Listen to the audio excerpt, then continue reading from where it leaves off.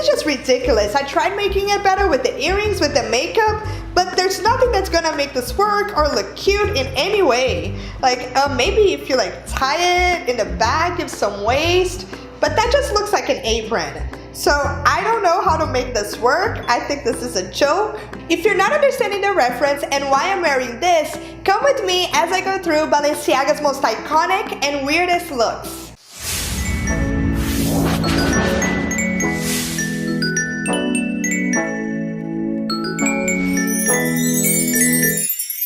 Balenciaga is a luxury fashion house founded in Spain, and it has been causing a lot of commotion on social media for the past few years. You might have seen it on trending topics, you might have seen it on your Instagram feed, and the reason for that is that in October 2015, they hired a new creative director, and everything changed. And honestly, in my opinion, I think this guy's a genius on working on social media. I'm gonna figure out how to say his name.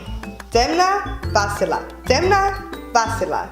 Demna Gvasalia. Ever since he became part of Balenciaga, the brand has been constantly talked about in social medias. One of the first items that definitely made it to trending topics was the Ikea purse.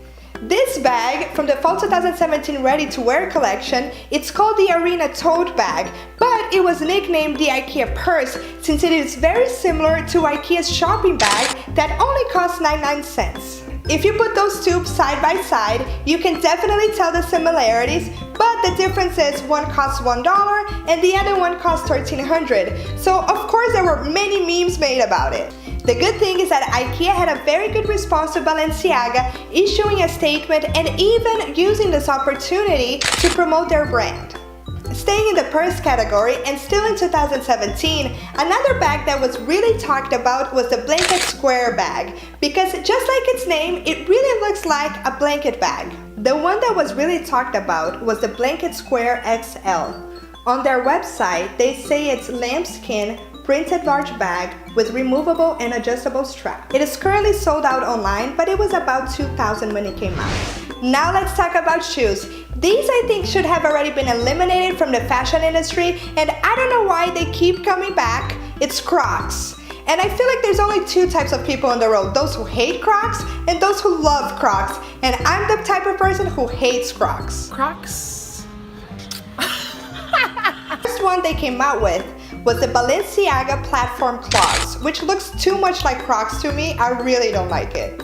The designer really liked wearing Crocs during the summer. He said it was very comfortable and fashion is all about having fun. So, the other shoe he created, inspired by Crocs, was the Spink Stiletto from the Fall/Winter 2018 collection. Now this one I really love, because if you didn't tell me it was inspired by Crocs, I could never tell. It is being called the Barbie Dream Shoe. And I love everything pink, so I would definitely wear this one. Also in the shoe category, Balenciaga introduced to us the boots that are almost pants, or as they like to call it, the pantashoes. At first it started really cute for the Spring/Summer 2017 collection. It just looked like a really long stiletto boot. That purple one was amazing. In 2018, it got out of hand. The boots went really up, it became pants.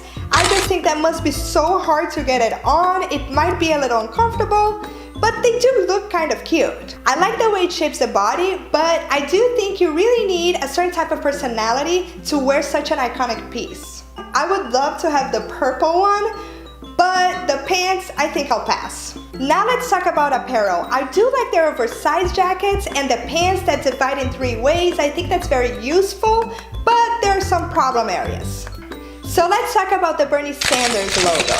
For their 2017 menswear collection, Balenciaga had a logo very similar to what Bernie Sanders used during his election campaign. Did you ever think that you would become a fashion icon?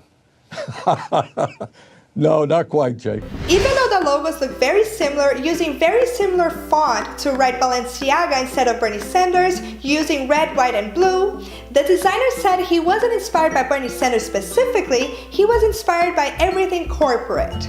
Personally, I would have preferred that Balenciaga had said that it was in fact a political statement. Instead of saying it was more of a general thing, it would have made me like the collection a little bit more, since I really do think that fashion and politics should work together. But The collection just doesn't look good. It really looks like cheap election campaign merch, and I think it's definitely staying in 2017. Now let's talk about the double shirt situation, the reason I decided to make this video and the reason why I'm wearing this ridiculous look.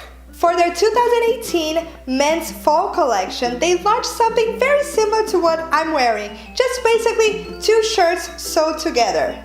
They took the term 2-for-1 sale very literal. You can either wear the basic t-shirt on the back like I'm wearing and have the long sleeve one just hanging in the front, or you can wear the long sleeve one and have the t-shirt hanging in the back. This is like a shirt attached to another shirt? Is this a joke? This is the stupidest thing I've ever seen in my whole life. Balenciaga's double shirt has a $1,200 version and has a $1,400 version.